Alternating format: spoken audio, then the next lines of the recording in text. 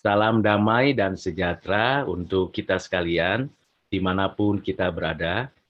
Kiranya kasih karunia dari Allah Bapa kita dan anugerah dari Tuhan Yesus Kristus, serta pertolongan, penghiburan, kekuatan dari Roh Kudus yang menguasai hati dan pikiran kita. Amin. Bapak, Ibu, dan Saudara, kita akan melanjutkan pembacaan, pembelajaran, dan perenungan dari firman Tuhan yang kita baca dari kitab Keluaran pasal yang ke-19 ayat 10 sampai dengan ayat 25. Demikianlah firman Tuhan. Berfirmanlah Tuhan kepada Musa, "Pergilah kepada bangsa itu, suruhlah mereka menguduskan diri pada hari ini dan besok, dan mereka harus mencuci pakaiannya. Menjelang hari ketiga mereka harus bersiap, sebab pada hari ketiga Tuhan akan turun di depan mata seluruh bangsa itu di Gunung Sinai.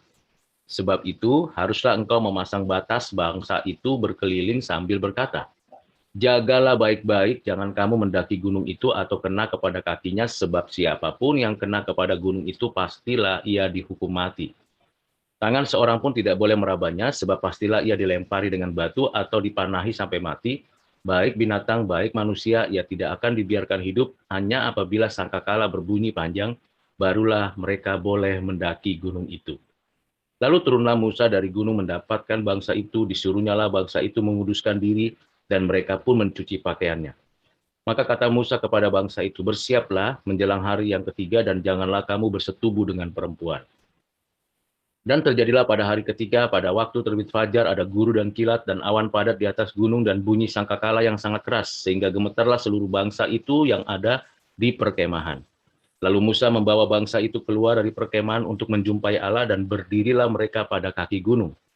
Gunung Sinai ditutupi seluruhnya dengan asap, karena Tuhan turun ke atasnya dalam api, asapnya membumbung seperti asap dari dapur, dan seluruh gunung itu gemetar sangat. Bunyi sangkakala kian lama kian keras. Berbicaralah Musa, lalu Allah menjawabnya dalam guru. Lalu Tuhan turunlah ke atas gunung Sinai, ke atas puncak gunung itu. Maka Tuhan memanggil Musa ke puncak gunung itu, dan naiklah Musa ke atas. Kemudian Tuhan berfirman kepada Musa, "Turunlah, peringatkanlah kepada bangsa itu supaya mereka jangan menembus mendapatkan Tuhan hendak melihat-lihat, sebab tentulah banyak dari mereka akan binasa. Juga para imam yang datang mendekat kepada Tuhan haruslah menguduskan dirinya, supaya Tuhan jangan melanda mereka." Lalu berkatalah Musa kepada Tuhan, "Tidak akan mungkin bangsa itu mendaki gunung Sinai ini, sebab engkau sendiri telah memperingatkan kepada kami. Demikian pasanglah batas sekeliling gunung itu dan nyatakanlah itu kudus." Lalu Tuhan berfirman kepadanya, "Pergilah, turunlah, kemudian naiklah pula engkau beserta Harun, tetapi para imam dan rakyat tidak boleh menembus untuk mendaki menghadap Tuhan, supaya mereka jangan dilandanya." Lalu turunlah Musa mendapatkan bangsa itu dan menyatakan hal itu kepada mereka.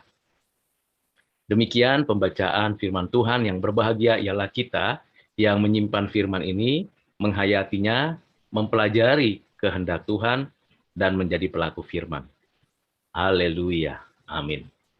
Bapak, Ibu, dan Saudara yang kasih dalam Kristus, kita belajar dari ayat-ayat yang baru saja kita baca dengarkan, bahwa Tuhan menyatakan dirinya kepada umat Israel melalui Musa. Tuhan menyatakan kekuasaannya, keagungannya, dan kemuliaannya. Sehingga manusia yang berdosa seperti kita ini tidak sanggup dan tidak mungkin menghadap kehadiratnya. Kita akan mengalami kematian dan kita tidak sanggup melihat keagungan yang besar. Karena kita ciptaan yang sudah berdosa dan terbatas. Tuhan dengan kekuasaannya yang penuh dengan kekuasaan yang mulia, ia menyatakan kekudusannya. Dengan demikian kita belajar bagaimana kita menyadari bahwa Tuhan adalah Tuhan yang Maha Kudus. Mengenal Tuhan yang Maha Kudus dengan cara kita menyadari bahwa kita orang berdosa. Itulah sebabnya Tuhan memberikan suatu pembatasan. Asalkan mereka mengikuti pembatasan itu, mereka tidak mengalami kematian karena kuasa kekudusan Tuhan kalau dinyatakan, maka tidak ada seorang pun yang dapat bertahan. Dan kita bersyukur ada pembatasan itu.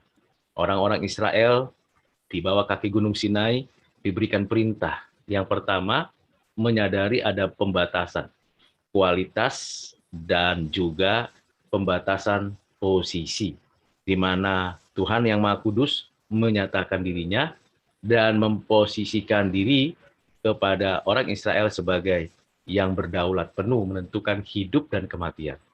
Di pihak manusia, orang Israel diberikan satu pengertian untuk menjalankan kehendak Tuhan hidup kudus.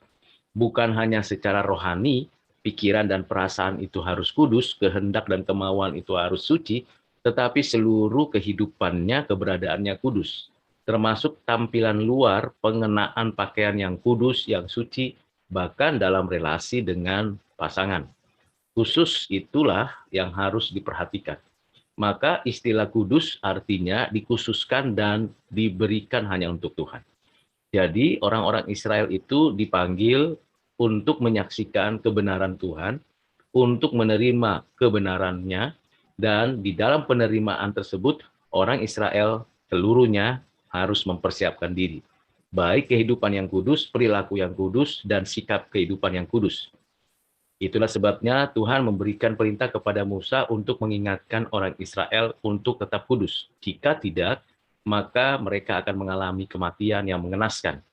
Bahkan mereka tidak boleh melintasi batas yang sudah disediakan Tuhan.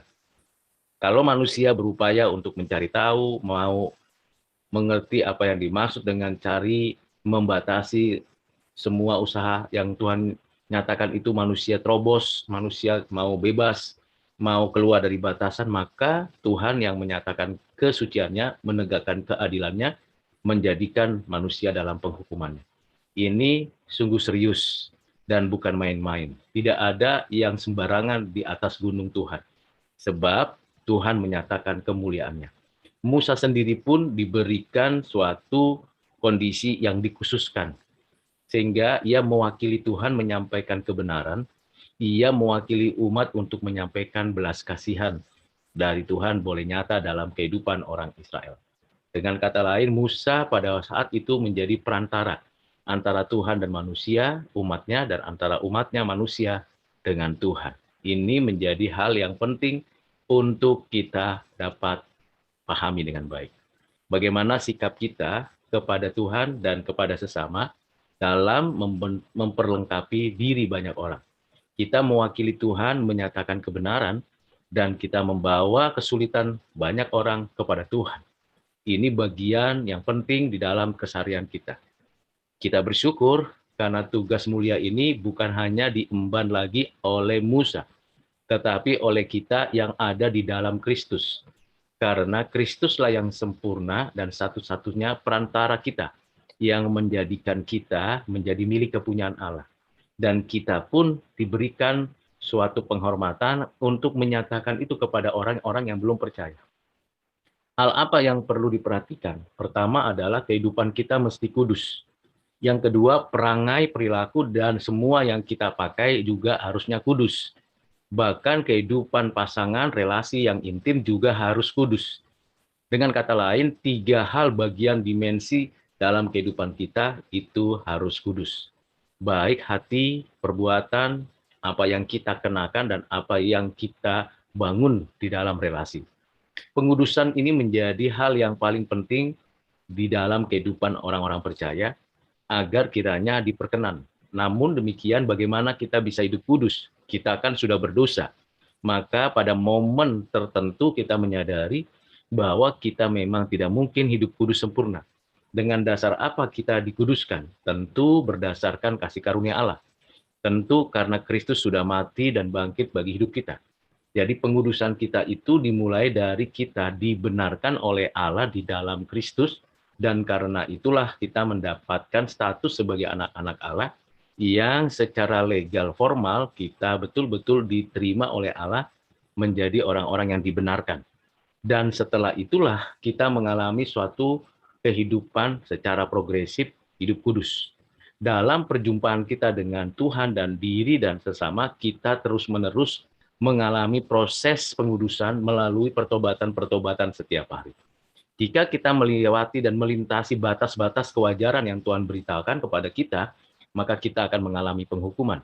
Dan di dalam ayat yang ke-16 dikatakan pada hari terjadinya, yaitu hari ketiga pada waktu terbit fajar, guru, kilat, awan padat, bunyi sangkala, dan seterusnya itu dipernyatakan Tuhan kepada orang Israel, dan kita juga harus tahu akan hal itu. Bahwa ketika Tuhan menyatakan segala rancangan kehendaknya, kita sendiri harus sungguh-sungguh dengan sikap gentar menghormati Tuhan dan tetap tekun menjaga kekudusan hidup kita, baik perkataan, perbuatan, hati, dan pikiran kita. Dan tentunya Tuhan yang turun untuk menyatakan kehendaknya adalah Tuhan yang menyatakan cinta kasih. Menunjukkan bahwa Tuhan tidak pernah membiarkan kita sendirian dan tidak pernah membuat kita lepas dari kontrolnya. Tuhan adalah Tuhan yang menopang, memelihara, memberi hidup. Bukan hanya menciptakan lalu meninggalkannya, tetapi Ia memberikan hidup dan kehidupan sehingga tertata dengan rapi. Sekalipun saat yang sama kita menyadari bahwa kita juga orang berdosa. Disinilah anugerah Tuhan mendahului respon kita. Disinilah kita menyadari bahwa hidup ini memang dari satu kasih karunia demi kasih karunia dari Allah Bapa kita. Dan selanjutnya Tuhan berfirman kepada Musa, dan Musa mendapatkan tugas yang tidak mudah, yaitu menerima firman dan mengajarkan firman kepada banyak orang, kepada orang-orang Israel, siapapun dia. Mereka akan mendengar firman dari Musa yang menerima firman dari Tuhan. Tuhan meneruskan estafet kehendaknya dinyatakan dari Musa ke banyak orang Israel, dari hamba-hamba Tuhan ke jemaat Tuhan, dan dari orang-orang percaya kepada orang-orang dunia. Maka tugas misi kita yang paling penting adalah bagaimana kita sinkron dengan kehendak Allah, dan kita dengan kekuatan dari Roh Kudus melakukan itu dengan sungguh-sungguh. Bapak, Ibu, dan Saudara yang kasih dalam Kristus, Tuhan berjumpa dengan Musa. Itu merupakan suatu perjumpaan yang supranatural. Tuhan adalah roh adanya, manusia adalah makhluk jasmani, dan makhluk rohani. Musa berjumpa dengan Tuhan karena Tuhan mau menyatakan dirinya. Dan Musa ditarik oleh Tuhan supaya Musa mengerti tentang kehendaknya. Disinilah kita belajar bagaimana kita bisa berjumpa dengan Tuhan Allah yang maha kuasa, maha tahu, maha berdaulat dalam hidup kita, hanya karena Tuhan menyatakan kasih-Nya dan menarik kita kepadanya. Kiranya kita makin menyatakan kehendak Tuhan dalam kehidupan kita dengan sikap hidup yang berkenan di hati Tuhan.